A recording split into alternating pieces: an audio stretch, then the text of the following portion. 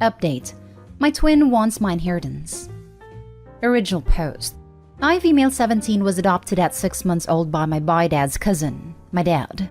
My dad's side of family was always very orthodox, so when he came out, they practically shunned him, but still kept inviting him to the family events, so their image to the neighbors would stay intact.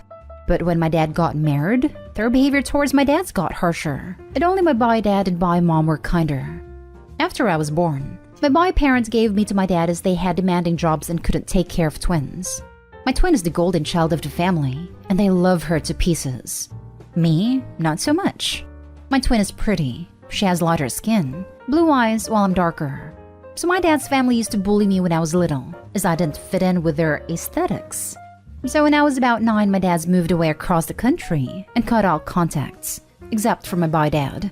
Now, my other dad received a huge inheritance from his grandparents and wants to give it all to me. I'm thinking to go into medicine, so this money will really help. So here's the issue. My bi-dad is not that well off and can't pay for my twin. So my twin called me a few days ago asking for half the inheritance. Mind you, she called me first time in years after we left. I obviously said no, so she had her grandparents call me and berate me. They told me my dads have money as they are lawyers, so they can afford my college fund even without the inheritance money. When I said no, the whole family, including my bi-dad, called my dads and called them selfish freaks and that they're ungrateful sinners. My dads are very upset. They gave me everything they could, and if I give away half of the money, his family would leave them alone. And now I can't help but feel guilty. Should I just give them the money? I accept that I'm jealous of my twin that she was accepted by them but not me. My dads can afford my college, but I just don't want to give my twin the inheritance. What should I do? Now for the top advice before reading the update. I'm confused on exactly who is who, but that money's meant for you. When money's involved, people always come out of the woodwork and then get mean. Don't give 1 penny away to those greedy people. You have nothing to feel guilty about. It's yours. Don't give in to people that are mean to you and your dads. My one dad got the inheritance, and my other dad's family wants it. No, no, and no. The audacity of these people.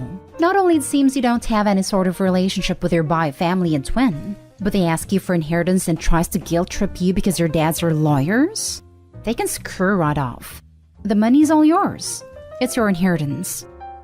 The lawyer dads should send out a gift-wrapped cease and desist order to that part of the family for Christmas.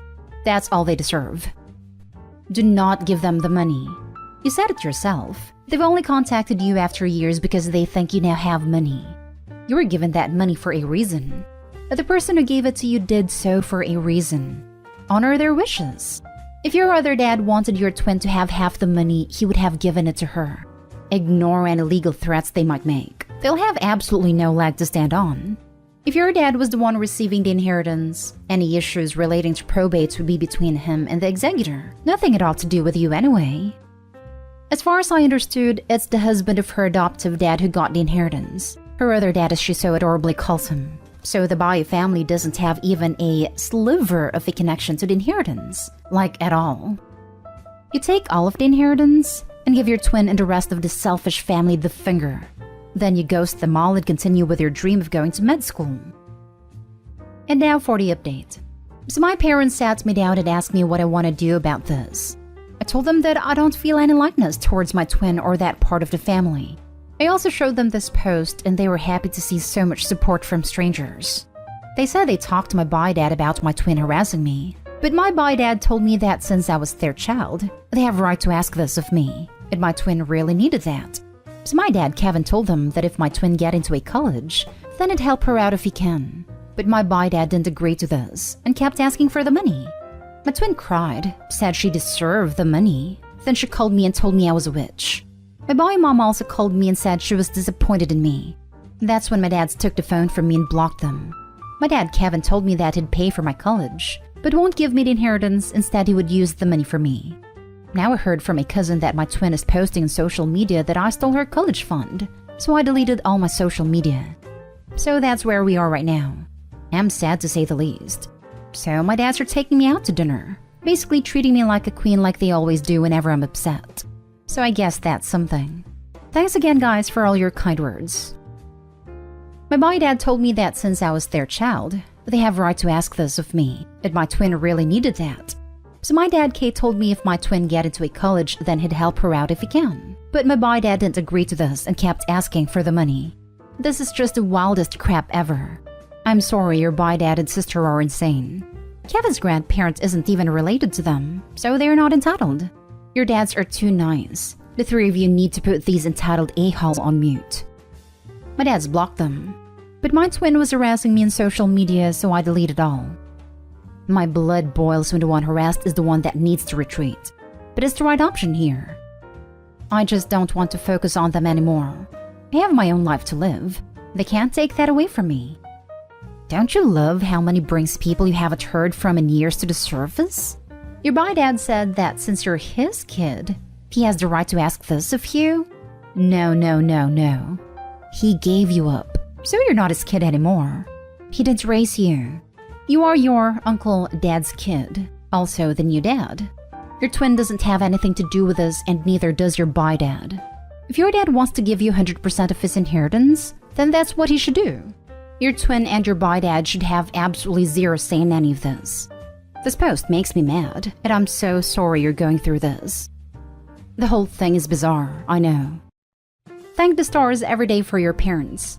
DNA doesn't make someone family. How they treat you does. It sounds like the only thing your boy family ever did right for you was to allow your uncle and his husband to adopt you. They're the best dads. Next story. Ex-brother-in-law doesn't want me to treat his kids differently. I, 42 female, spoiled my nephew Chris and spent a lot of time with him. Chris is my late sister's son. My sister died when he was 5 after a heart attack, as she had an undetected heart condition. Chris spends a lot of time at our house where my parents/his grandparents, husband, 2 daughters, and 2 sons also live. Chris has his own room in my house and has his own set of keys, so he comes and goes as he pleases. Chris also has great bond with his cousins, who all consider him their brother. And as far as my husband and I go, he's also our son. It is included into everything we do with and for our kids. He goes with us on all our vacations. And this year, my husband and I bought him a car for his 16th, just as we did when our eldest son turned 16. My parents and I also plan on paying his way through college, same as his cousins, since ex-brother-in-law could never afford to. Now, ex-brother-in-law wants me to include his other kids, 2 teenage stepsons and his 2 boys and daughter with his wife, into our time with him. His other kids often get jealous of all the attention and money we spend on Chris. That is why it feels like I'm driving a wedge between the kids, especially as their oldest son Tom also wants a car. But again, ex-brother-in-law and wife can't afford it. Now they want me to make Chris share his car with Tom, but I told him I would not persuade Chris to share. I'm not even going to lie, but I don't like ex-brother-in-law. I certainly don't like his wife. And their kids are obnoxious, mean little turds. But I obviously never treat them in an unkind manner. And I don't allow Chris to speak to them or about them in a disrespectful manner. Even though I know they all constantly exclude Chris, purposely break his things, and make him feel like an outsider. I don't feel like it's my responsibility to consider the other kids ex-brother-in-law has. But at that moment, I don't know how to deal with the situation.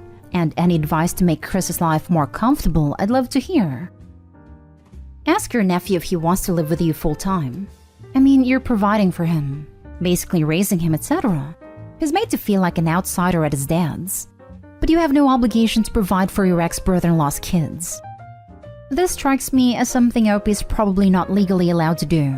Usually, in order to make this work, Chris's parents would need to sign some paperwork to make Opie Chris's legal guardian. Without that paperwork, Opie can't legally make decisions about seeing the doctor, going to the hospital in case of emergency, schooling, etc.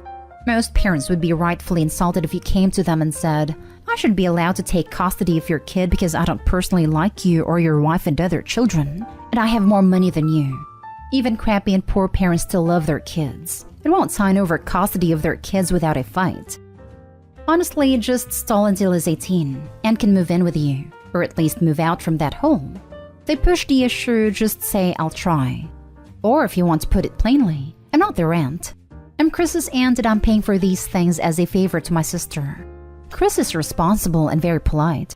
If I felt the other children were like that for those things, maybe it'd be different. But they have demonstrated that they don't treat things with respect, and spending money on them is a waste. But I wouldn't say that for a while. So stall until your nephew is old enough to not need his parents' permission, and you don't need to deal with his dad's rudeness. The nerve of this guy. This is all you need to say.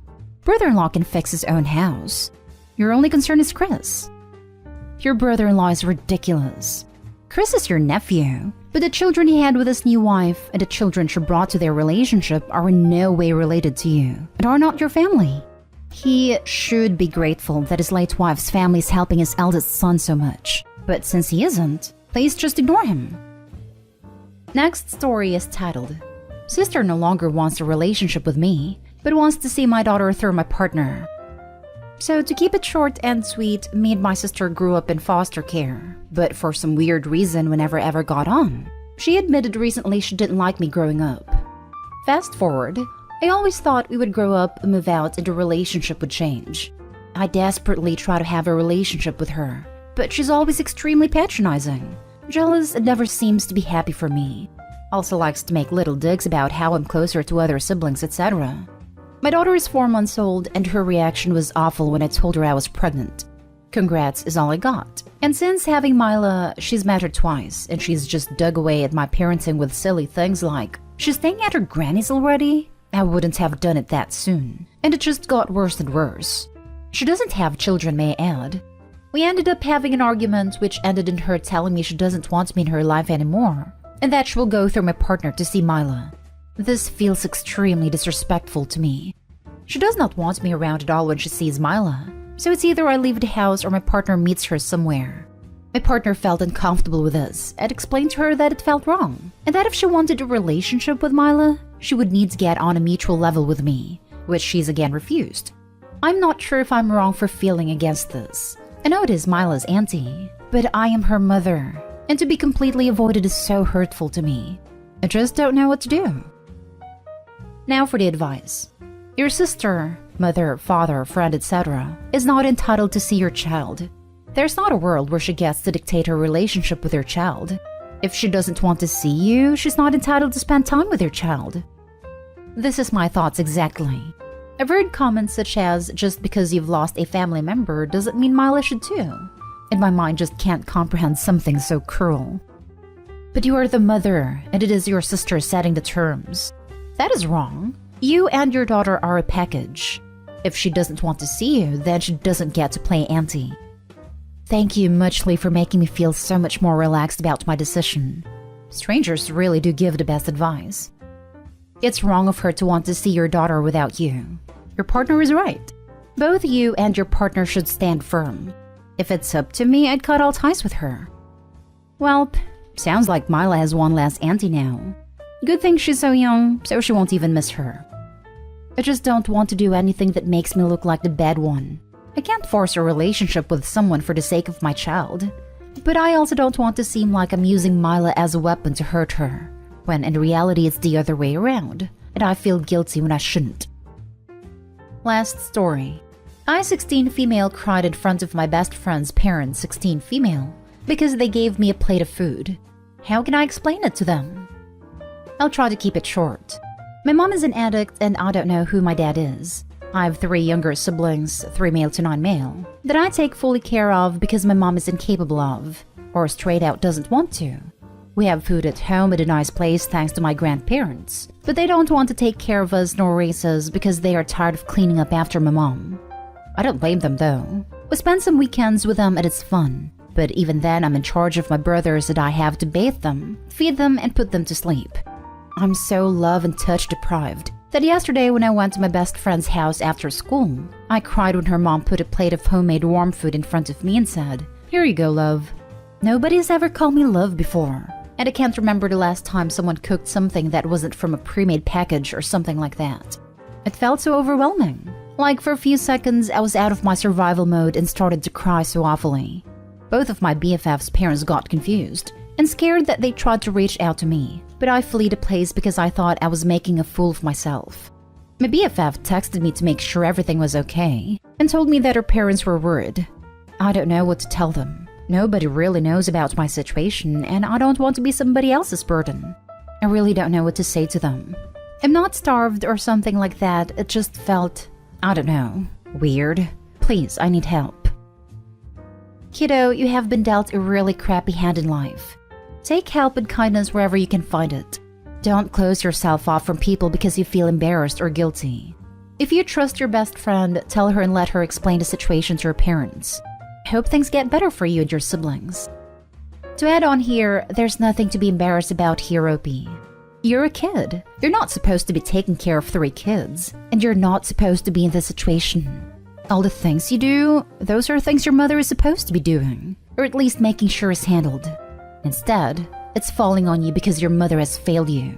It's okay to talk to your friends about this. Her parents might have even some ways they can help, and that won't make you a burden. Most people, if they find out their daughter's 16-year-old friend is in this situation, will at least care enough to want to do something to help, even if it's just you can come by more often for dinners. You're not a burden. You're so busy lifting a burden you didn't sign up for, that your mother is supposed to be handling, that you've just got some things to deal with. That doesn't make you bad or a burden. They were happy to do it, believe me. Our daughter has a few friends whose home situations aren't great. Some of them have stayed with us for a while, and all of them know they can count on us for a safe place to stay and a warm meal, and the love and attention of people who consider them family. Your friends' parents sound like they are exactly the same, and I imagine if you ever needed people to talk to or a safe place to stay, they would be there for you. I know sometimes the hardest thing you can do is admit you're hurting, admit you're drowning, but there are people who will always be willing to help, and will do so freely, with no expectations on you except maybe the willingness to also help yourself. They do this out of love and because they know it helps make the world a better place.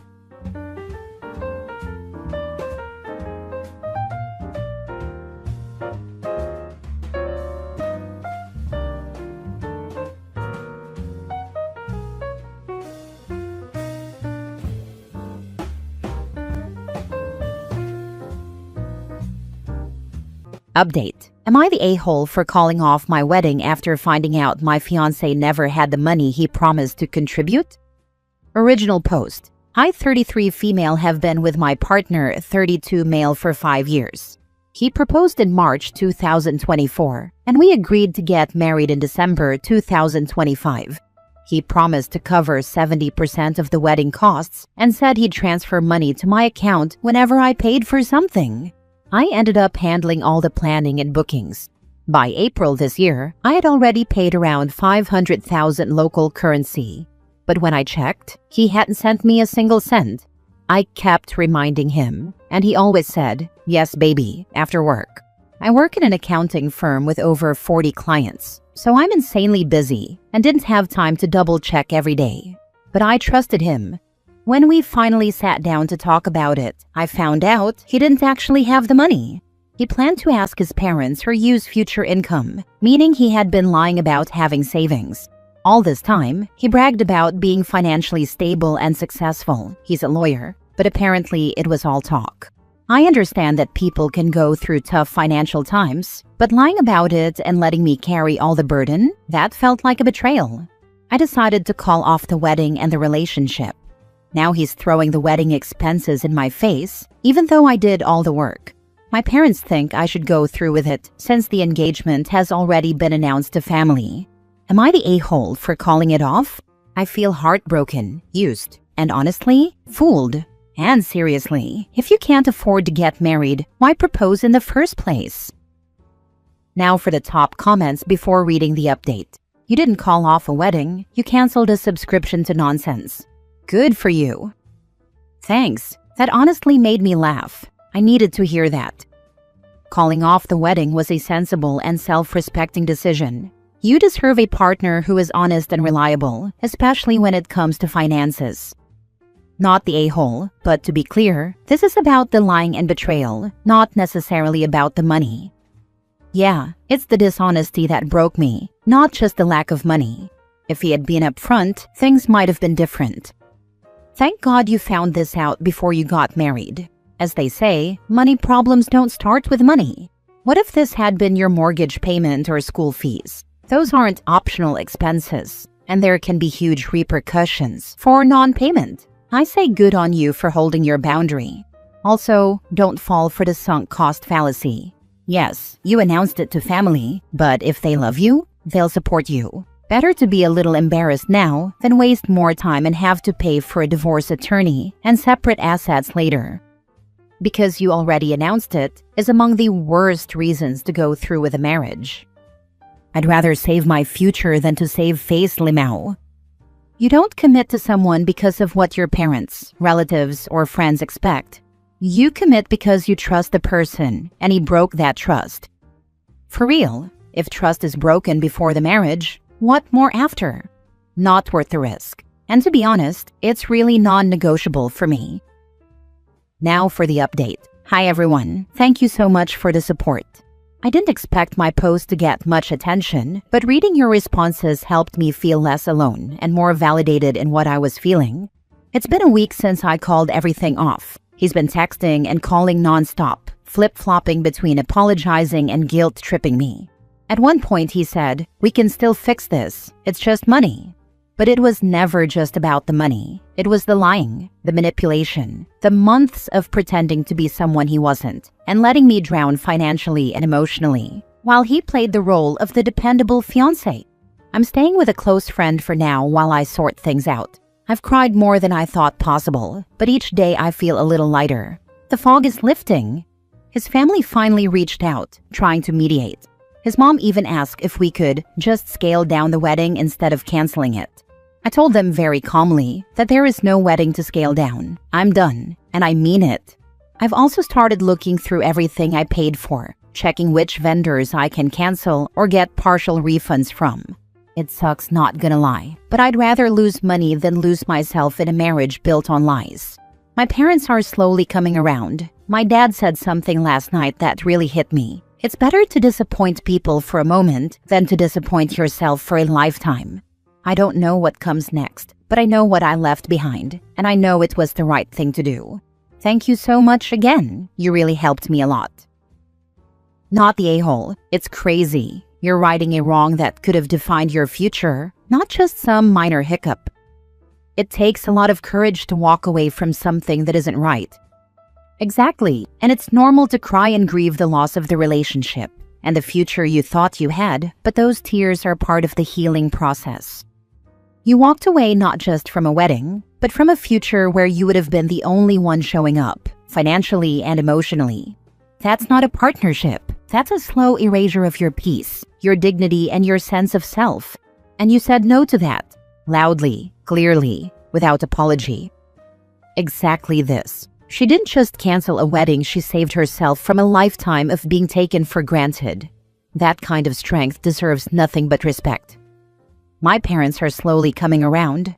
Good, because this was the dumbest thing I've ever heard. My parents think I should go through with it, since the engagement has already been announced to family. I so totally agree. Been in a situation where I married partly out of pressure by family to go through with it when I doubted and wanted out. It never works, because then you're not really marrying your partner out of love. You're marrying to please someone else. Next story. Am I the a-hole for telling my brother's girlfriend she can't expect me to treat her kids like I treat mine, and that she is not entitled to anything from us? I, 32 female, have 2 sons with my husband, a 10-month-old and a 3-year-old. I obviously love my kids, but I don't really like other kids, especially kids I don't know well. I am just not the maternal type that will want to interact with other kids or find them cute or whatever. My brother has been dating his girlfriend Natalie, 31 female, and she has 2 kids as well, a 7-year-old boy and a 5-year-old girl. When we first met Natalie, she seemed excited that I have kids and started planning how our kids would bond and play together. This did not happen, and the main reason is the age difference. Again, my kids are 3 years old and 10 months. I don't know how she imagined that her 7-year-old would bond so well with a baby or someone 4 years younger than him. Her 5-year-old daughter is a different situation. She is very rowdy, so my oldest avoids her at all costs when we meet during family functions or whatever.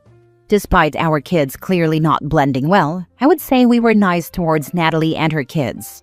Last Christmas, for example, the first Christmas since they got together, we gave gifts to her kids when we met at my parents' place for dinner, and I thought that was enough. However, Natalie decided to confront me on things I apparently did wrong and hurt her feelings. She mentioned, I do not show a special interest in her kids, who will potentially become my niece and nephew in the future. I refuse to have her kids over at my place for playdates without her being present. To be clear, I am okay with hosting her, my brother, and her kids for dinner or something. I refuse to make my son like her daughter. I am cold towards her kids. I explained to her that I can't and will not force my kid to play or be friends with anyone. I also said that I am not comfortable having her kids in my house without her present. I do not know her kids that well. I have no idea how they behave outside of the few family settings that we have all attended, and I don't want to be responsible for 2 stranger kids in my house. On the coldness side, I explained to her that I am not cold on purpose, but this is how I am as a person. I am not a fan of kids. I am not overly maternal, and I simply don't feel like being overly excited over kids. She said that this is not true because she saw that I am everything I claim not to be with my kids. Well, yes, because they are my own children. She also claims that everyone has been excluding her children. When I asked her how, she gave the same examples from above and claimed that my parents are more affectionate towards my kids. Yes, again, because they are their grandkids. In the end, we were not getting anywhere. So I told her, "Look, Natalie, you started dating my brother 1 year ago. My parents and I had a couple of meetings with you and your kids, and everyone was nice to all of you. I don't know what your problem is, but you need to speak to my brother. No one is excluding your kids, but you can't expect us to treat your kids the same as mine. This is never going to happen. My kids are my kids. They don't owe anything to yours, and you are not entitled to anything from us. Please solve these issues with my brother." My brother apologized for her and mentioned to me that she sounds like a mad woman, focused on the absurd differences she sees when it comes to our kids. He agrees our parents are not doing anything wrong, and that I am not doing anything wrong. He knows me, and he is aware I am not doing anything on purpose. He said that Natalie has been crying after our discussion, and while he agrees with me, he asked me if I can try being more empathetic towards her feelings. I told him that I am polite to her, but she seems manipulative. And if she doesn't want to hear the truth, she should not start this kind of discussion with me. My brother is lost. He does not know how to manage this madness, and I am honestly confused if I did anything wrong when speaking to her. Not the a-hole. She was hoping to leave them with you for date nights and weekends away. You just slaughtered that dream and she's not happy. Yeah, no, that's just never going to happen. If your brother chooses crazy, then he can be the one to deal with crazy. His questionable choices in partners are not your problem. Not the a-hole. I only like my kids and my bestie's kids. All other kids get on my nerves. I will be nice to them, but I'm not a let me hold the baby or host a playdate type of person. I will also not fawn over any goblins. Haha, same here, sis. My little goblins are enough for me. Not the a-hole. These boundaries are totally fair. Natalie seems to have unrealistic expectations, especially this early into the relationship. It's not cruel to protect your space or prioritize your own kids. Empathy doesn't mean sacrificing honesty or comfort. She may be hurting, but that doesn't make her entitled to your energy or parenting style. Thank you. The thing is, I don't get it. Why would you be hurt in her situation? My parents and I met her kids a bunch of times, but it is clear at this point we are some strangers to them, just like they are strangers to us. And being offended that you won't let the kids over without her? Is she planning on making you her babysitter? Maybe she was planning on sending them over for sleepovers. She shouldn't force things and should let the relationships grow organically. Your brother needs to manage her expectations. Not the a-hole, she is. Next story. Am I the a-hole for refusing to let my mom meet my newborn after what she said at my wedding? I, 29 female, gave birth to my first child 2 weeks ago. It's been a whirlwind, exhausting but amazing. My husband, 31 male, and I are trying to set boundaries early, especially with our families, because both sides can be intense. Here's the issue. My mom, 56 female, hasn't met the baby yet, and I've told her she won't until further notice.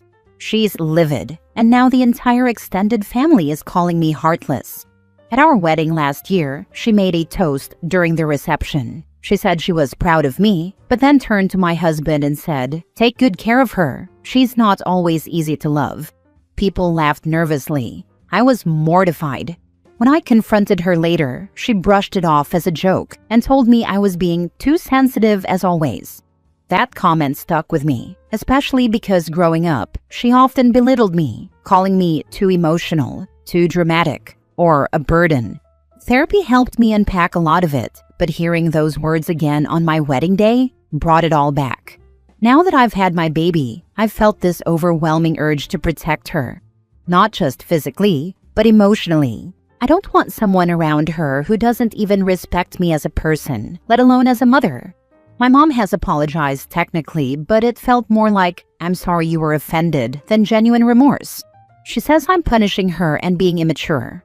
Maybe I am. Maybe I'm letting old wounds cloud the present. But part of me feels like if I don't draw this line now, I never will. So, am I the a-hole for not letting my mom meet her grandchild because of something she said months ago? Now for the comments. Think of how you would feel if your mother said those things to your child, and then pat yourself on the back for nipping that problem in the bud early.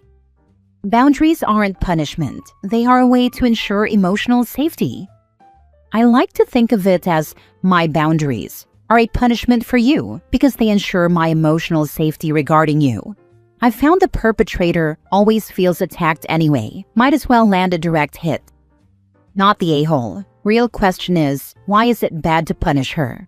She claims you are. Fine, you are. Mom's punishment for a lifetime of being a crappy parent is not getting to be a crappy grandparent. OP set a boundary after years of emotional wounds, and the wedding comment just reopened those. She isn't being heartless. She's protecting her peace.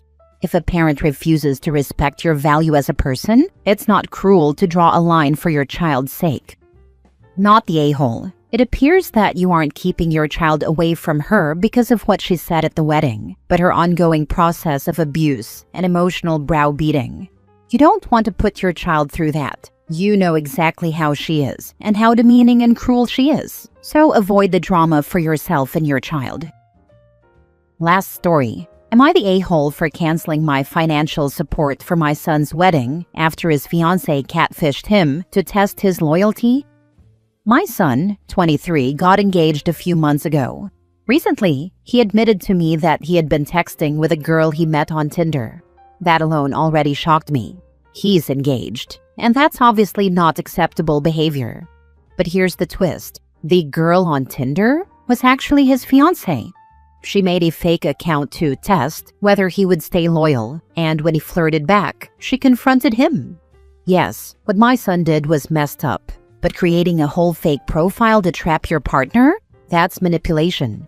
If you have to run sting operations to trust your fiancé, maybe you shouldn't be getting married. After learning this, I told my son I wouldn't be paying for the wedding anymore. I don't want to support a marriage that already starts with lies and games from both sides. Some people in the family say that I'm overreacting and punishing both of them. What's your opinion? Not the a-hole. Sorry, but your son being on a dating website while planning a wedding, while his fiancée was tricking him? Sorry, but that doesn't sound like a healthy relationship. And honestly, if the girl is smart, she should break it off, as it shows that your son isn't loyal, again, because of being on a dating app. Unless there is an agreement between them two that they are allowed to date outside of their relationship, this is a big red flag. Talk to your son about that if he really wants to get married, because if he's disloyal now, why does he want to get married? A divorce is expensive and most of the time ends in worse condition for the husband. Yeah, not the a-hole, but your son is having doubts and he clearly is not opposed to cheating. She should have ended it. She obviously had a reason to suspect something was going on behind her back, and she was correct. Why is an engaged man on Tinder in the first place? Not the a-hole for withdrawing financial support, but they should not be getting married. You do seem to have more anger at the girlfriend than at your son, and that's an interesting take. If she was your daughter and told you she found evidence suggesting her fiancé was on Tinder looking for hookups, would you still think so harshly of her? I love how she catfished him, and it was the first time he did it. The poor innocent son. To think he isn't a cheater is ridiculous. Not the a-hole, but you seem more unhappy with her than him, which is unfortunate. I don't agree with how she did it, but she apparently had good cause. I doubt her catfish is amazingly the only girl he was contacting. He doesn't get to be offended she caught him doing wrong. Sounds like he especially is not ready for a marriage. Yeah, I think the only a-hole point for OP is blaming the fiancé more than her son. Yes, the fiancé is crappy for doing a stupid test, but also was she wrong? He fell into the trap. None of this would have come out had he not been disloyal. Neither is ready for marriage.